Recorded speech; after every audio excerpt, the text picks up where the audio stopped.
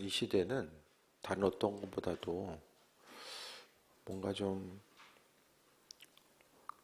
정돈되고 통일된 어떤 것을 발견하기 힘들고 좀 혼란스러움이 모든 영역 가운데서 좀 가중되는 때가 아닌가라는 좀 생각을 해보게 됩니다. 그래서 교회 가운데서도 마찬가지고요. 그래도 교회는 뭐 안팎으로 여러 어려움들이 있었지만 교회가 추구해야 되는 가치 자체는 지금까지 분명했습니다.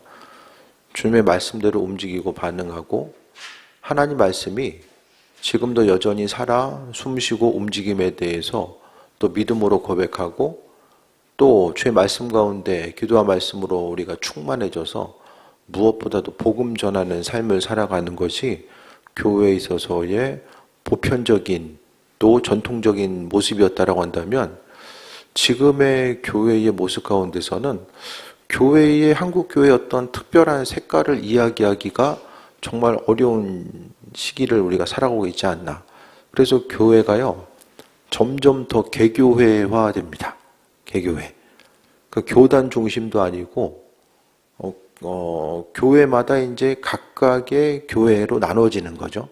그래서 개교회 중심적이라는 것은 담임 목회자의 성향과 또 교인의 성향에 따라서 교단과는 상관없이 교회가 점점 더 이제 나눠지는 이런 경향들이 보여지게 되고요.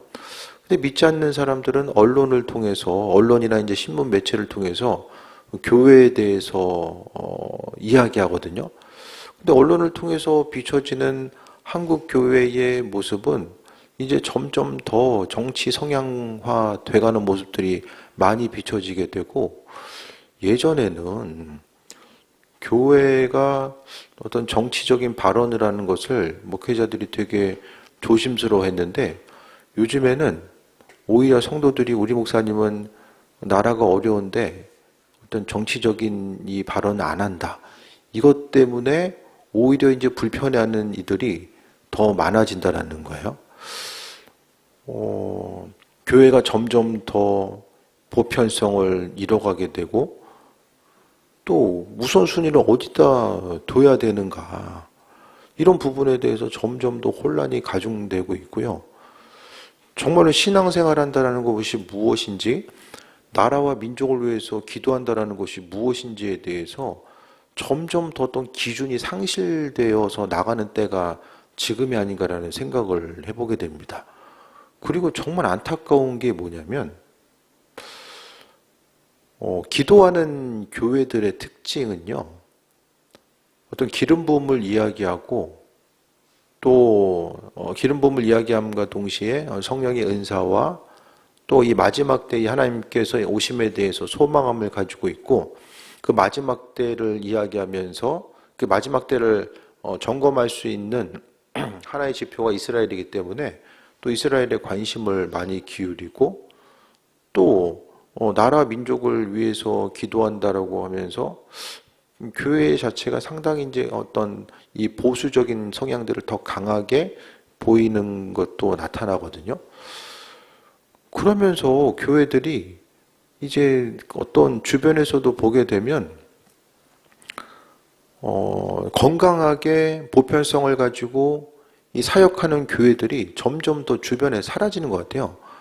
어느 날 보면은 정말 건강하게 사역하는 교회들이 힘을 잃어가게 되고 또 이제 어떤 편향적인 사고를 계속해서 보여주고 그 안에서 하나님의 일하심과 인도하심을 경험하지 못하게 하고 어떤 보수적인 교회에서의 어떤 설교의 내용들이 특정 정치인을 향해서 또 이제 비방하는 이런 내용들이 설교 재단을 통해서 이제 이루어지게 되고 나라 민족을 위해서 기도하는 것이 교회의 궁극적인 역할인데 그 방법 자체는 항상 하나님이 원하시는 대로 이루어져야만 합니다.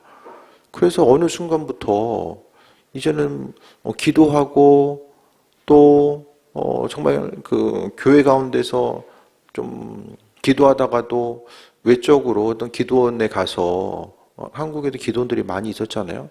기도원 가서 또 은혜 받고 개교회 가서 또 힘내서 또 간구하고 부르짖고 또 하나님의 도우심과 인도하심을 바라볼 수 있는 모습이 있었다고 한다면 기도원 자체는 정말 어느 순간부터 약간 뭐라고 할까요? 주님 허락하신 은혜와 충만함이 잘 보이기 힘들고 그 어느 순간보다 좀 기도원도 어떤 그 정치화의 바람에 또 물들어가는 모습들이 보여지게 되고 그럼 점점 더 교회가 또 힘을 잃어가고 또 한국 교회 가운데서 이 성령의 역사 또 충만함의 역사를 보였던 이 교회들이 점점 더 믿음의 1세대, 2세대들이 또 지나감을 통해서 이제 그 다음에 담임 목회자의 그 후계 승계 구도가 휘청하면서 그 기름 부음 사역을 건강히 했던 교회들도 또 어려움을 경험하게 되고 뭘 말씀드리냐면 어떤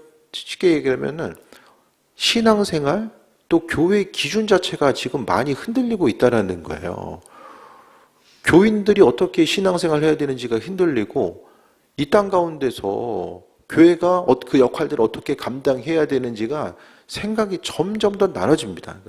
그러니까 개교회주의의 문제는 통일성을 잃어버리고 점점 더 생각과 관점들이 나눠진다는 거예요. 근데 나눠진 것도 뭐 있겠지만은 궁극적으로는 하나님 말씀을 통해서 일치와 연합, 그 새로움을 향해서 나아가야 되는데 어느 순간부터 하나님 말씀은 뒤로 가고 말씀보다는 개개인의 생각들, 특정한 목회자들이나 또 어떤 성도들의 생각에 의해서 한국교회 전체가 어떤 여러 가지 그 내용들, 교회들이 행하는 것이 있음에도 불구하고 교회 공동체의 이미지가 점점 더 망가져가는 이때를 살아가고 있다는 거예요. 그래서 우리가 무엇보다도 정말 깨어서 기도하지 않으면 점점 조금씩 이제 소멸돼 가는 거. 소멸돼감의 증거는 뭐냐면 이 소망함이 없어지는 거예요. 교회 공동체의 소망함, 정말 하나님께서 교회를 어떻게 일으키시고 어떻게 사용하실 것에 대한 기대함과 소망함보다는 현실을 바라면서 근심 걱정하고 여기서 더 안 좋아지면 어떡하지? 그냥 현상 유지에만 급급해 있고 이제 이런 모습으로 나가게 되면은 교회가 점점 조금씩 이제 소멸돼 나가는 과정들을 겪고 있는 것과 마찬가지입니다. 그래서 우리가 이 시대 가운데서 정말 깨어있지 않으면은 믿음의 여정 가운데서 깨어있지 않으면은 정말 신앙생활하는 것 자체가 힘들어지고 유럽에 있는 교회들처럼 정말로 더 수천 명 모였던 교회들이 그냥 고작 그냥 몇십 명 모여가지고 그 큰 건물을 유지할 수가 없는 거죠.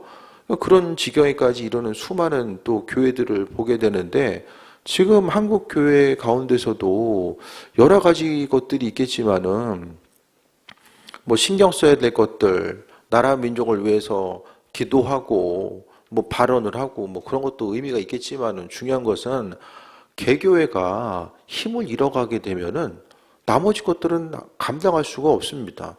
교인들이 존재해야지 또 교회가 있고 교회가 존재해야지만 또 나라 민족을 위해서도 기도할 수 있잖아요. 그러니까 점점 더 보여지고 들려지는 것들을 생각했을 때에 이 믿음 생활을 어떻게 하는 것이 온전하게 하는 것인지에 대해서 기억해야 되고 이 시대 가운데서 정말로 좀 요즘에 안타깝게 생각하는 것은 어떤 성령 충만함을 가지고 사역하는 교회들도 점점 더 찾기 좀 힘들어지는 경향들이 있고 잘 부흥하다가도 또 담임 목회자가 변질되거나 또 교회 어떤 외적인 요인 때문에 또 전혀 다른 방향으로 흘러가게 되는 예들도 있게 되고 그나마 교회들이 그래도 하나님 말씀을 가까이 하고 말씀을 연구하고 또 큐티하고 말씀을 묵상하고자 하는 교회들은 그래도 어려움이 있어도 그래도 비교적 흔들림 없이 잘 나갈 수 있는 것 같아요. 그래서 우리가 이 땅 가운데서 하나님 말씀을 가까이 하고 묵상하고 또 큐티할 때도 그렇고 성경을 읽을 때도 그렇고 주님의 말씀을 가까이 하고 그 다음에 말씀이 우리 삶의 여정 가운데 구체적으로 살아 움직일 수 있도록 죽어있는 말씀이 아니라 말씀이 살아있다라는 사실을 삶을 통해서 그 증명해 나아갈 수 있는 과정들이 무엇보다 중요하지 않을까. 그래서 어느 순간부터 믿음 생활한다라는 것 자체가 점점 더 이게 좀 외롭게 신앙생활하는 부분이 아닌가 이런 생각이 들거든요.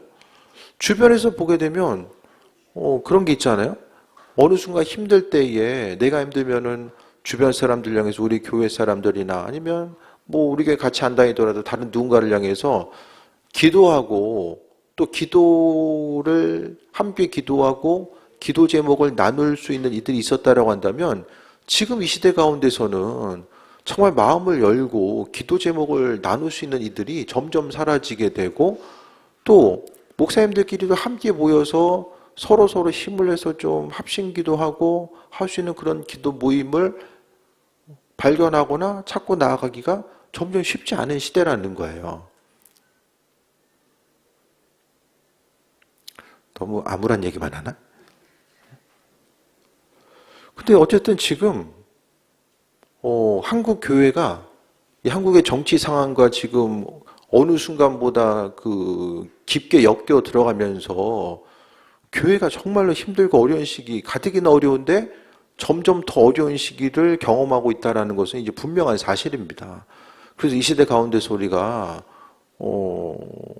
정신 차리고 깨어서 근신하고 있지 않으면은 이 교회 공동체가 어떻게 움직일지를 잘 모르게 된다는 거예요.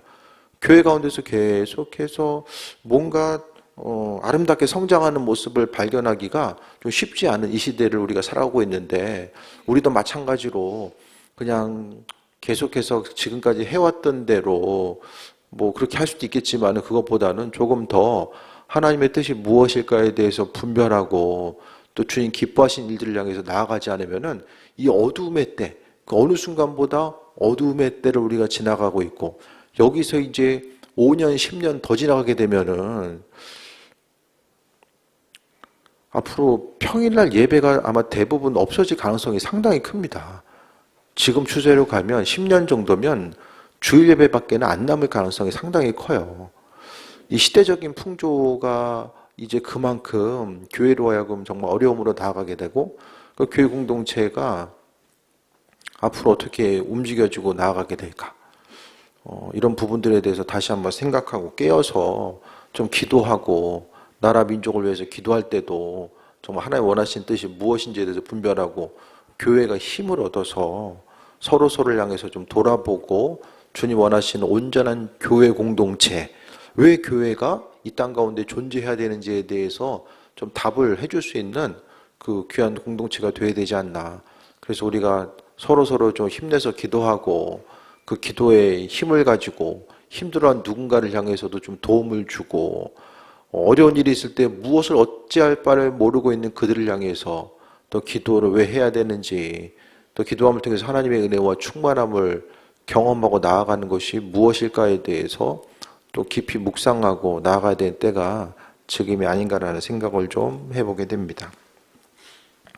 17절 말씀 보면 이제 디모데를 통해서 디모데에게 사도 바울이 이야기합니다.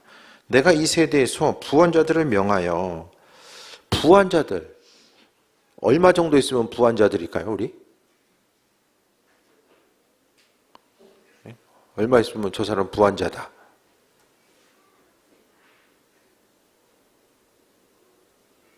본격적으로 잘나고 이거 쓴 거 아니지? 이게 좀 의심스러운데?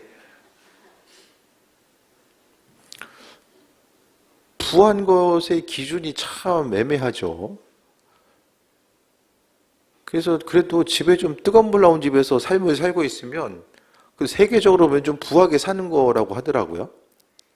더운 물 나온 집에서 집에 살 수 있으면은. 그러니까 부한 기준 어디에 될지 모르겠지만은 그래도 뭐 우리 이 시대를 살아가고 있는 평민들이 조선시대 왕보다는 잘 먹고 잘 산다고 얘기 많이 하잖아요. 그죠? 처음 들어보시나? 부한자들 향해서 명령해서 뭐라고 이야기합니까? 그러니까 그 영어를 보니까 명령해라 부한자들에게 뭐라고? 마음을 높이지 말고 마음 높이지 말라는 게 뭐죠? 재물 때문에 교만하지 말라는 거예요. 가지고 있는 재물을 자랑하고 이 교만하지 말 것에 대해서 이야기하고 있습니다. 그리고 또 한 가지가 정함이 없는 재물에 소망을 두지 말고.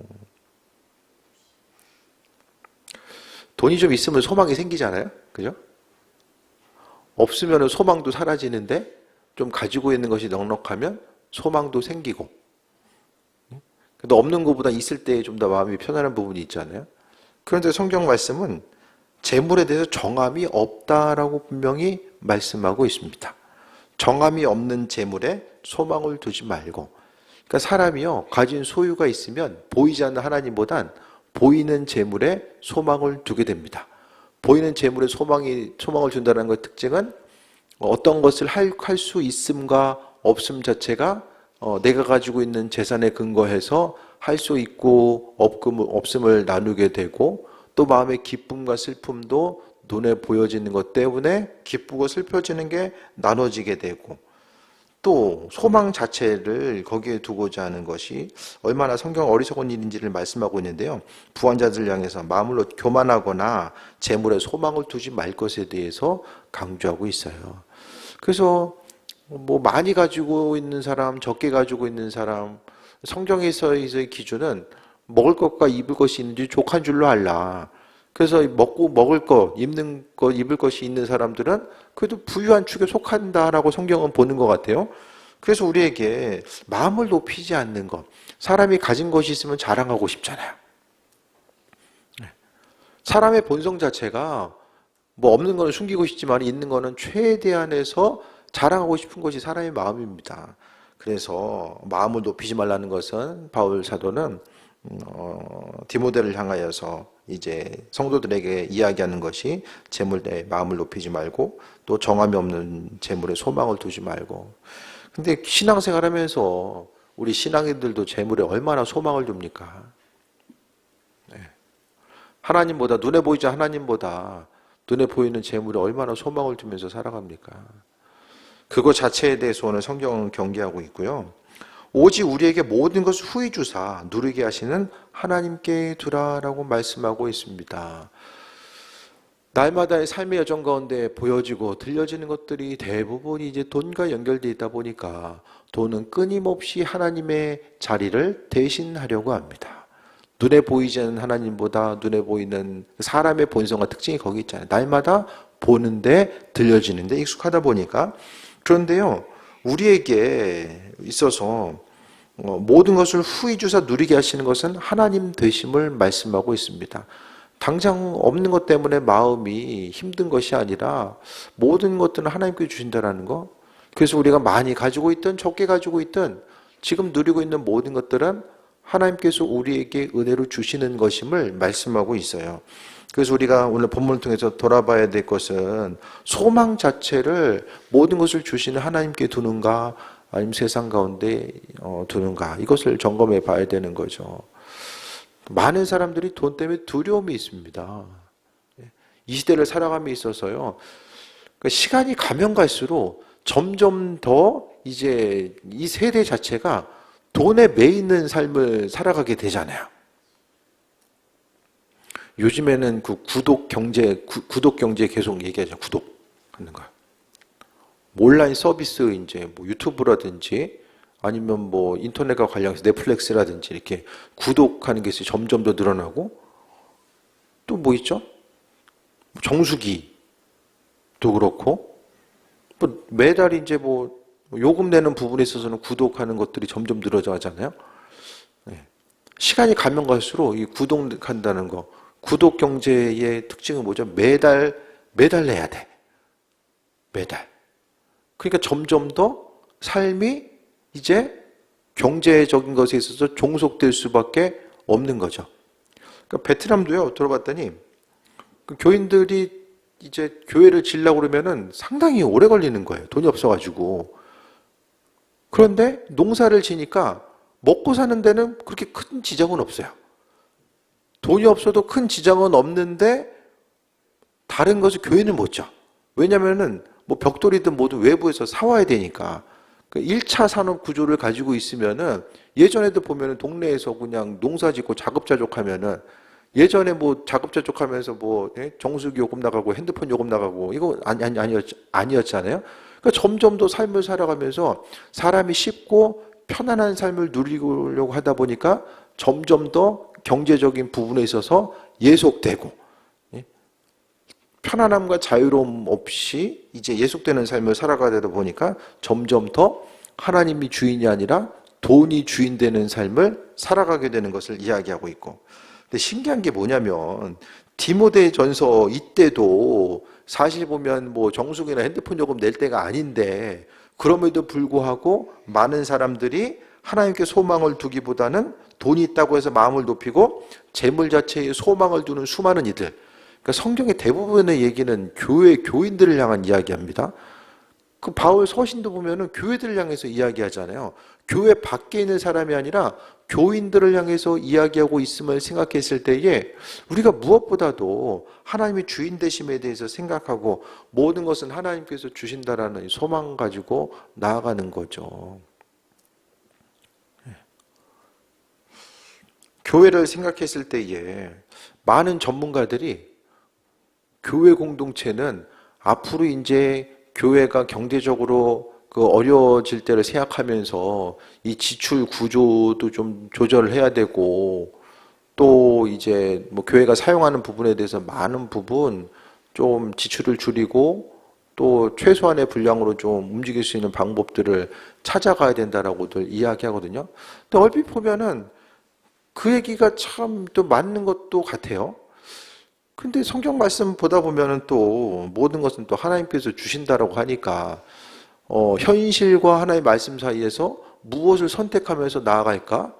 또 지혜롭게 생활하는 것, 하나님 말씀대로 그 말씀을 통해서 또 현실을 아예 무시하면서 살 수도 없잖아요. 그러니까 주님 주신 지혜를 가지고 어떻게 살아가야 될까? 이런 부분들도 정말 기도하면서 주님 허락하신 마음을 받지 않으면은 마음이 또 어려워질 수도 있는 거죠. 그래서 우리가 주님 주신 것들을 또 행하고자 했을 때에 무엇을 어떻게 하면서 또 나아갈 수 있을까를 좀 돌아봐야 됩니다. 18절에 선을 행하고 선한 사업을 많이 하고 나누어 주기를 좋아하며 너구른 자가 되게 하라고 합니다. 부한 자들을 향해서 그들이 어떻게 신앙생활을 해야 되는지를 말씀하고 있는데 나누어 주기를 좋아하라.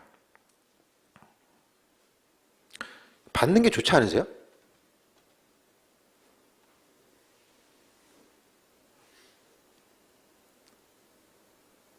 $100만 받는 게 좋아요? 100만 주는 게 좋아요?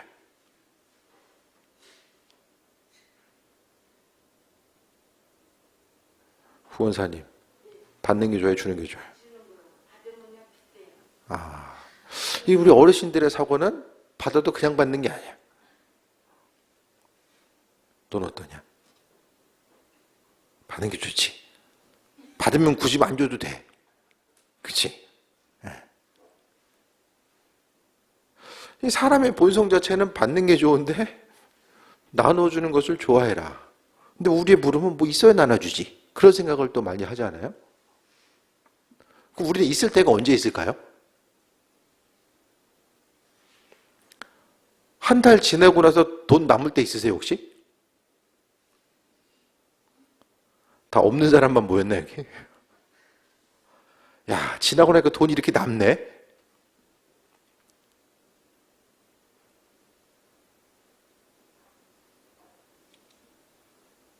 저희 작년에 한 번 정도 있었던 것 같아. 사모님 그렇지 않아요? 작년 6월에 한 번. 어쩌다가 뜻하지 않은 돈들이 모여서 들어온 날이 한 번 있었어요. 평생에 한 번. 그때 한번 그런 생각 해본 적이 있구나. 근데 일생 살다 보면은 그런 날들이 별로 없죠. 그냥 한 달 잘 넘어가면 은혜에 대해서 감사하고 이제 또 그 한 달 또 대부분 이제 넘어갈 텐데. 근데 중요한 것은 성경은 부한 자들이 얼마큼의 그 기준에 대해서 이야기하지 않지만 그래도 먹을 것과 입을 것이 있는지 족한 줄로 알라라는 그 말씀을 근거로 했을 때에 대부분의 사람들에게 선을 행하고 하나님의 뜻을 행하는 거죠. 선한 사업을 많이 하고, 그러니까 성경을 통해서 하나님 원하시는 것이 선을 행하고 선한 사업을 많이 하는 것인데 그 선한 사업을 많이 한다는 것이 뭐냐? 18절 중간에 나와 있는 것처럼 나누어 주기를 좋아하며 라고 합니다. 나누어 주기를 좋아하는 것. 다른 누군가에게 나누어 주기를 좋아하는 것. 그것이 바로 하나님께서 허락하신 제물을 맡은 사람들에게 맡겨진 책임감이죠. 흘려보내는 것도요, 이 믿음 없으면 불가능합니다. 당장 가지고 있으면 좀 만족감이 있는데 그것을 누군가를 향해서 이게 흘려보낼 수 있다는 것 자체는 하나님의 도우심과 인도하심, 그 은혜가 아니면 불가능하거든요. 그래서 우리가 무엇을 하든지 간에 주님께서 하실 것에 대한 기대함과 이 소망함을 가지고 흘려보내는 귀한 삶을 살아가야 되는데, 선을 행하고 선한 사람을 많이 하고 나눠주기를 좋아하고 또 너그러운 자가 되라라고 합니다. 주고 나서 내가 왜 줬을까? 막 생각하고 막 후회하면서 그게 아니라 기쁨으로 나눠주고 마음속에 너그러운 것. 그러니까 너그럽게 되는 것은 내가 가지고 있는 것 억지로 뺏기는 것처럼이 아니라 정말 기쁨으로 다른 사람들 향해서 나눠줄 수 있는 그 모습 자체를 말씀하고 있습니다. 그래서 제가 목회 초반부터 말씀드리지만은 우리를 향해서 사용한 것은 기억됨이 없어요. 하지만 다른 누군가를 향해서 나누고 베풀었던 그 모습들은 주께서 기억하시고 또 은혜로 함께 하시고 그 한 가지 한 가지 기억하시는 거죠. 19절 볼까요? 이것이 장래에 자기를 위하여 좋은 터를 쌓아 참된 생명을 취하는 것이다. 장래에 자기를 위해 좋은 터를 쌓는다라고 말씀합니다. 나누어 주는 것 자체를요, 주님께서는 기억하신다라는 거죠. 우린 잊어버려요. 뭐 누구를 도와줬고 뭐 얼마큼 헌신하고 그거 다 잊어버립니다. 우린 잊어버리지만은 하지만은 하나님께서는 우리로 하여금 은혜로 함께 하시고 그것이 참된 생명을 취하는 것이다. 다른 사람들을 나누어 주고 돕는 것이 참된 생명을 취하는 것이다라고 분명하게 이야기하고 있습니다. 그래서 성경에서의 관점은요, 항상 우리의 그 기본적인 생각은 가지고 오는 거, 내 안에 가지고 오는 것에 익숙해 있어요. 그런데 이것을 이제 균형을 맞춰줘야 되거든요. 나누어 주고 베풀음을 통해서 우리가 어떤 재정적인 부분에 있어서 균형을 맞추고 나아갈 수 있게 됩니다. 바뀌면 계속해서 즐거워하면요, 하나님 보시기에 합한 자로서의 삶을 살 수도 없고, 또 하나님의 뜻은 무엇이죠? 주변을 향해서 돌아보고 나누어주고 베풀고 또 주님의 도우심과 그 은혜 가운데 충만한 삶을 살아갈 것에 대해서 또 말씀하고 있습니다. 아버지의 뜻이 무엇일지 돌아보고 나아가는 것. 그래서 우리가 주를 위해서 헌신했던 이 모든 것들에 대해서 또 기억하고 주 뜻대로 쓰임받는 그 귀한 삶을 살아가는 것 자체를 또 말씀하고 있어요. 그래서 우리의 수고와 헌신에 대해서 하나님은 기억하시고 또 은혜로 함께 하신다는 것, 그것이 참된 생명을 취하는 것이다라고 말씀합니다. 다들 헌금 안 했으면은 집 한 채씩은 더 샀을 텐데, 그렇죠? 평생 신앙생활 하면서. 물론 집이 뭐 초가집이냐 아파트냐 차이 있겠지만은 그렇지 않아요? 교회도 선교를 안 했으면은 한번 세봐야 되겠네. 기록이 있으니까 그동안 선교를 얼마나 했는지. 최소 수억 원 뭐 더 모았을 거예요. 근데 중요한 것은 나누어 주는 것이 생명이다라고 말씀합니다.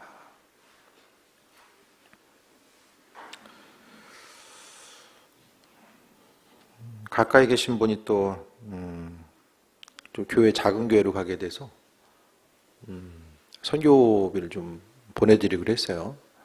그래서 참 재정이 또 오고 가야 되니까 좀 되게 미안해하면서 되게 감사해 하시더라고요. 근데 중요한 것은 그 선교비는 목회자와 목회자가 아니라 교회에서 교회를 향해서 돕는 거죠. 그래서 목회자끼리는 아무 상관이 없어요. 교회가 교회를 돕는 것이기 때문에. 그래서 이제 우선 2년 정도 우선 말씀드리고 헌신하겠다는 말씀드렸거든요. 그래서 교회가 도움을 받는 때도 있지만은 또 도움을 줄 수 있는 교회가 돼서 오늘의 말씀대로 나누어 주기를 좋아하고 너그럽게 행하라는 거. 그래서 앞으로 어떻게 할지 모르지만은 경제적으로 힘든 시기가 다가온다라고 이야기하고, 참 교인들의 사정을 봤을 때 이게 또 이렇게 자영업 하신 분들은 또 어려움이 있을 수 있잖아요. 그래서 재정을 어떻게 더 좀 효율적으로 사용해야 되나 이런 고민도 있지만은, 그래도 주께서 또 행하시고 갚아주실 믿고 또 아버지 원하시는 쪽으로 흘려보내는 게 또 우리가 여전히 감당해야 될 몫이 아닌가, 이런 생각을 더 좀 해보게 됩니다. 그래서 말씀 정리합니다. 재물 자체가요, 우리에게 소망이 되면 더 이상 하나님 생각하지 않습니다. 수많은 사람들, 성경에 있어서의 수많은 내용들을 보면 많은 사람들이 재물을 통해서 하나님을 대신하려고 했고요, 하나님 그것을 용납하지 아니하시고 때로는 징계하시고, 참 주인이 누구인지를 계속해서 우리에게 말씀해 주고 있습니다. 그래서 우리로 하여금 소망을, 모든 것을 후히 주사 누리게 하신 하나님, 그래서 우리가 있어야 될 것들, 필요한 것들 아시고 모든 것을 후히 주기를 원하시는 것이 아버지의 마음이라는 것을 오늘 사도 바울은 또 디모데에게, 우리에게 말씀하고 있고요. 그렇다고 한다면 주님 마음에 합한 자로서의 삶을 어떻게 살아갈 수 있을까? 그래서 나누어 주기를 좋아하는 것. 왜? 주께서 나를 사용하시기 때문에, 다른 누군가가 아니라 주님이 나를 사용하셔서 그 일들을 행하기 원하시기 때문에 감사한 것이고, 그래서 이왕 쓰임받는 것 너그럽게 존재하게 쓰임받고 하나님의 일하심과 인도하심을 바라보는 것이 우리의 사명이 되어야 됨을 말씀드립니다. 그래서 다른 사람들을 향해서 또 흘려보내는 것들에 대해서 주님이 기억하시고, 그것이 참된 생명을 취하는 것, 재정적인 부분들이 생명과 연결되고요, 성경은 많은 부분에 있어서 흘려보내는 것, 주인이 누구인지를 우리의 생각보다 많은 부분 우리에게 질문하고 있습니다. 그래서 우리가 행해야 될 바가 무엇인지를 깊이 깨달아 알고 또 은혜 가운데 쓰임받으며 아버지께서 하실 것에 대한 소망함과 기대함 가지고 나아가는 귀한 삶 되시기를 축원드립니다. 기도하겠습니다. 아버지의 사랑과 은혜에 감사드립니다. 모든 것이 주님의 은혜임을 기억하게 하시고 아버지의 공급하심과 예비하심 따라 승리하는 삶을 살아갈 수 있도록 인도하여 주옵소서. 아버지 뜻대로 우리를 사용하여 주시며 또 나누어 주기를 좋아하고 기뻐하라고 말씀하셨사오니 말씀에 순종해서 움직이게 하시고 최후에 승리하게 하실 주님만 바라보게 하여 주시며 아버지께서 공급하실 것에 대한 기대함과 소망함만 가지고 나아가게 하여 주옵소서. 모든 영광 주께 올려드립니다. 아버지께서 행하실 줄 믿사오니 역사하여 주시고 또 주님 주신 것들로 인하여서 또 흘려보낼 수 있는 지혜와 능력 또한 허락하여 주옵소서. 크신 사랑과 은혜에 감사드립니다. 예수님의 이름으로 기도드립니다. 아멘.